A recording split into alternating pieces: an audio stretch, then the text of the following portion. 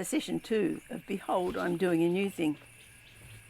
Following on yesterday where the prophet Isaiah was saying to the people, don't look back and focus on the past, look at what the new thing God is doing. And of course the new thing that he was going to do was to lead them out of exile and back to the promised land.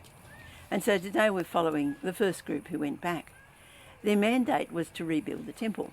Now it's not that the building mattered, but the temple represented the dwelling place of God among his people. And so that was to be their priority, that God was to have priority. They started building with enthusiasm, but they lost enthusiasm fairly quickly because surrounding tribes and that were in opposition. They didn't want to see Jerusalem rebuilt. And so for 15 years, nothing was happening.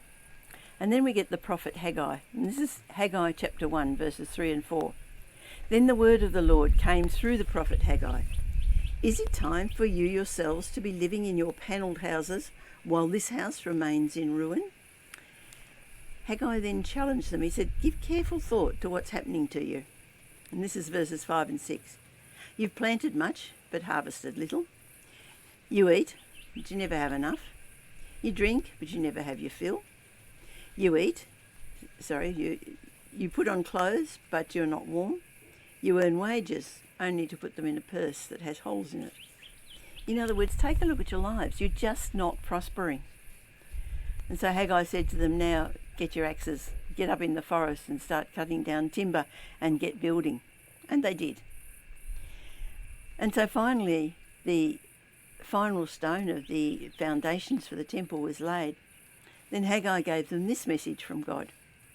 Remember how all the time, all the sorts of things that happened to you, like blight, mildew, hail, and this is God saying this, I was the one who sent all these things, but you still didn't turn back to me. But this day that you've completed the foundations, from this day on, I will bless you. In other words, once the people had seen that their true priority was God, then God was able to bless them. The challenge is there for us today. If we want to see the new things that God is doing, we have to have him as our priority. There are so many demands on our lives, things that have to be done, that we can find ourselves always attending to what's necessary, what's immediate, what's urgent, and we leave out what really matters. Our values and priorities are reflected in how we use our resources, our time, our money, our energy, even our talent.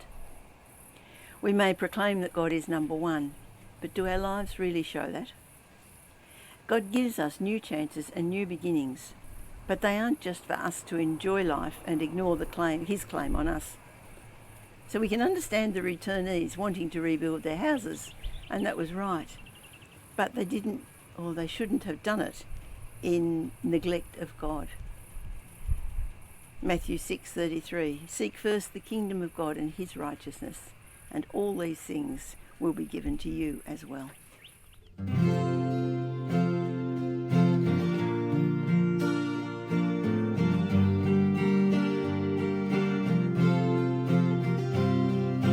You have become for us wisdom.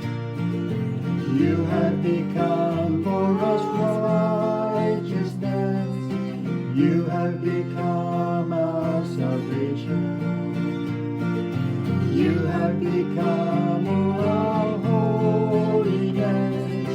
All that we need is found in you. All that we need is in you.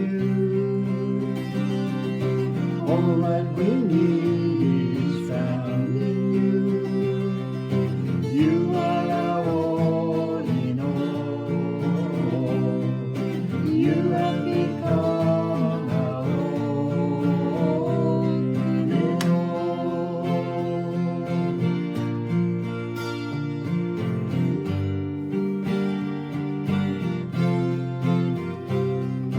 You have become